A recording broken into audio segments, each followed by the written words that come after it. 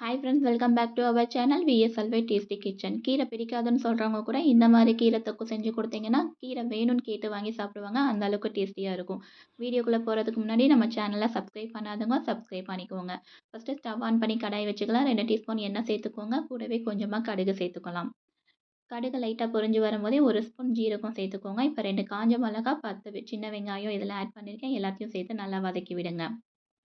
இப்போ இதுக்கு ஒரு மசாலா ரெடி பண்ணிடலாம். மிக்ஸி ஜார் எடுத்துக்கோங்க. ஒரு பெரிய வெங்காயம் எடுத்து சின்னதாக கட் பண்ணி அதை ஆட் பண்ணிக்கோங்க.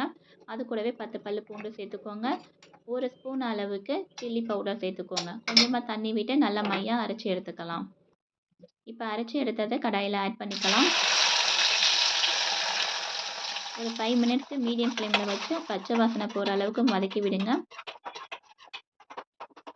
எண்ணெய் தனியாக பிரிஞ்சு வரணும், அந்த அளவுக்கு வதக்கி விடுங்க.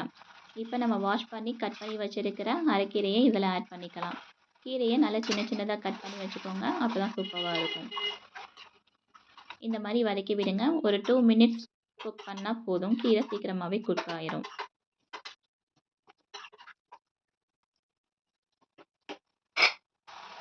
இப்போ மூடி போட்டு ஒரு 2 மினிட்ஸ் குக் பண்ணி விடுங்க. நம்ம தண்ணி எதுவுமே சேர்க்கலை, நல்லாவே குக் ஆகிடுச்சு. இந்த டைமில் கொஞ்சமாக புளி எடுத்து கரைச்சி அதை ஆட் பண்ணிக்கலாம். டேஸ்ட்டுக்காக கொஞ்சமாக உப்பு சேர்த்துக்கோங்க. இப்போ ஹை ஃப்ளேமில் வச்சு ஒரு 2 மினிட்ஸ் குக் பண்ணிவிடுங்க. அவ்வளோதான், நம்மளோட கீரை தொக்கு ரெடி ஆகிடுச்சு. இப்போ ஸ்டவ் ஆஃப் பண்ணிடலாம். இதை சூடான சாதத்து கூட போட்டு சாப்பிடும்போது டேஸ்ட்டு அவ்வளோ சூப்பராக இருக்கும். இந்த வீடியோ பிடிச்சிருந்தா மறக்காமல் லைக் பண்ணிடுங்க. அப்படியே நம்ம சேனலையும் சப்ஸ்கிரைப் பண்ணிட்டு பக்கத்தில் இருக்க பெல் ஐக்கான் கிளிக் பண்ணிக்கோங்க. தேங்க்ஸ் ஃபார் வாட்சிங்.